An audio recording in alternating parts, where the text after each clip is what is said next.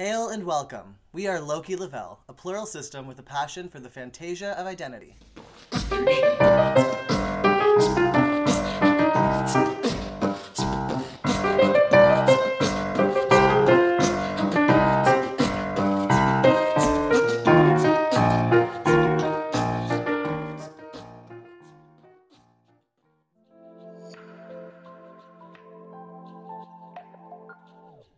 So we wanted to make this video because recently there have been some name changes in our system. Our social protector / caretaker alter has changed their name from Saint to Sammy, and our emotional protector has changed their name from Monk to Zero. We're going to go over a little bit about why exactly they changed their names later in the video. So it's brought up a now very familiar struggle for us. We've changed the body's name and all of the alters' names too many times to count. It's not always an easy process to change names or pronouns. We felt it was important and relevant to make a video about this topic. And if you're in the process of exploring a new name or pronouns, we hope this video will help you feel more comfortable in exploring that, to find what feels best for you.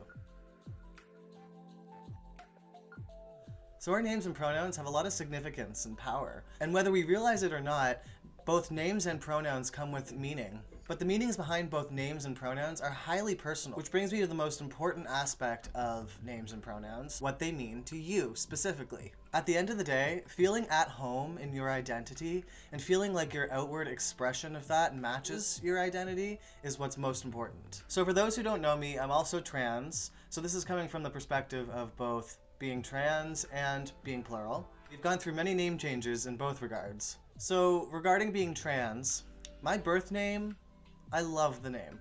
It's always held a very special place in my heart. I do really appreciate the meaning of the name, but because of dysphoria, it just wasn't the right fit for me. After coming out 4.5 years ago, I changed my name 3 times in 2 years before finally settling on Loki. There's a lot of significance behind this name for me, but in general, I felt like it really captured the constantly shifting nature of my identity. I changed my middle and last name too, which I only really settled on about a year and a half ago. And it's just been within the past few months that I've started the process of getting my entire name and gender changed legally. So regarding being plural, I was diagnosed with DID a few years after I came out as being trans. My therapist actually suggested that my fluctuating sense of identity might have actually been a reason why my name changed so many times. But before I figured out I was plural, and even before I figured out I was trans, I'd already gone through several name changes. As mentioned in our first video, our god alter, Eon, has been in my life as far back as I can remember. But throughout our entire life, his name has changed so many times. And it's always been following a period of change or some particularly intense emotional event. I hadn't made this connection until very recently, that during these periods of change or emotional intensity, Eon's vibe changed as well. It wasn't just his name. He was always still his familiar self, but his role in my life changed. And his opinions and outlook on life and his perspective in general wasn't exactly the same as it was prior to the name change. He was never really just the one being. He actually represents all of us as a system. He's really our way of communicating with each other and supporting each other. So fast forward to our diagnosis, which was about a year and a half ago, maybe 2 years. Following our discovery of our plurality, which I'll definitely be covering in another video, we discovered each other and gave each other names. But all of our names, other than Eon and Loki, have changed several times since then. It makes us wonder, are we ever going to find names that actually fit us permanently? Because it's a hard transition to go through. Not many people refer to us as our specific alters, so in that way it's a little easier for us to change the names and it not be that big of a deal. But over the past little while, where we've been trying to be more public and open about our plurality and all of our alters, especially since, you know, only 2 weeks ago we made our intro video, it can be kind of embarrassing, you know? It's hard to feel like people can take us seriously when our names have changed so many times. And that's a really big reason why we want to make this video, because we think that it is important that people feel comfortable to just explore, you know? So there have been many reasons why we've changed our names regarding both being trans and being plural. We've already covered the fact that our shifting sense of identity really played a big part in that. But that's not an experience that's exclusive to being plural by any means. Sometimes our names no longer match our vibe. Sometimes we grow out of them. If you've already changed your name, but you're feeling like it doesn't fit. It's good to keep in mind that, the process of deciding on a name can be really messy to navigate. Sometimes current life circumstances can have an influence over what name you decide on. If you're plural, then other alters can even have too much of an influence over the decision of another alter's name. For example, with Sammy and Zero, their old names of Saint and Monk, they felt were pressuring them too much to fit into something that they weren't exactly. I do feel that they were largely influenced by one of our more spiritual alters, Seven.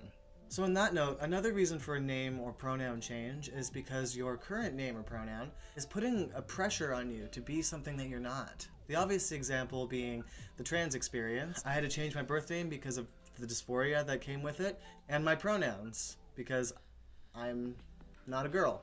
Sammy and Zero felt too much pressure from their names to be a certain way, and it made them feel less comfortable being their authentic selves. The name Sammy is much more casual and unassuming, which is something that they really appreciate. Zero is much more accurate to what he represents as our emotional protector, and it doesn't imply that he has his shit together, which he doesn't yet. So going through the process of name and pronoun changes can be challenging for a lot of reasons. First of all, that uncomfortable feeling of knowing that a name or a pronoun doesn't fit who you are anymore. It's not easy feeling like the name and pronoun that you may have had for your entire life doesn't fit. It's uncomfortable. It feels wrong. Being seen as and called something that you know you're not, and the discomfort that can come with that, it's not pleasant. So questioning your name and pronouns can be hard. And then there's the process of transitioning between names and pronouns. This can often come along with feelings of being lost and nameless, maybe even almost without a sense of identity. My advice for this specific challenge is to be patient. I know it's not always easy, but it's not a race. There's no rush. It's not necessarily going to be an instant thing. So surrender to the metamorphosis and don't take it so seriously. Do your best to trust that you will find a good fit eventually. After deciding on a new name and or pronouns, for some people it's not going to be safe for them to come out as that name or pronoun to everyone in their life. So you might go by this new name and or pronoun with other people in your life who are safe, but for example, maybe regarding family who are not supportive, especially if you're still living with your family, you might still go by your old name and pronoun. First of all, do what you need to do to stay safe. But if this is the position that you find yourself in, it's even more important for you to cultivate self-respect. You are in the process of self-discovery. Don't let their fear and negativity dissuade you from that. If you can help it, don't waste time on people who aren't going to respect your journey. So the process of letting people know about a new name or pronouns is something I've struggled with quite a bit, mostly just feelings of embarrassment. So over the years, I've really had to come to prioritize myself, ultimately. In that regard, I've realized you've got to be you for you. One tip that has definitely made things easier for me is to come out to people about your new name and pronouns over text, could be over Messenger, or even as a public post. So other people having a hard time with it, or even just the worry that other people are going to have a hard time with it, has been one of my biggest struggles personally. And again, it comes back to prioritizing my own journey of self-discovery and expression over the trivial convenience of other people. It's important to recognize people's negativity about stuff like this says a lot more about their own insecurities than it does about you. You're the one who has to live with your pronouns, your name, your identity. So at the end of the day, you are ultimately the only one who gets to make that decision for yourself. Be firm in who you are. Be firm in the fact that you are on a journey of self-discovery. Learn to correct people mercilessly. You don't have to be rude about it, but learn to cultivate that self-respect, that you do deserve to be taken seriously. And if the people in your life have a problem with that, they've shown you their true colors. The right people will respect your journey. Adjusting to your own new name and pronouns can be hard too. Even if you are 100% sure that this is what you want, the period of transitioning between names and pronouns can be really, just disorienting. So my advice is to give yourself the time to just try it on as much as possible. If you're at a cafe ordering a drink, give them the new name. If you're introducing yourself to someone, use your new name. Say it out loud, write it down, get a good idea of how it feels to use it. And if it changes again, remember this is not a race, it's a journey. You might not get it right the first few times. What's important is the process of discovering yourself along the way.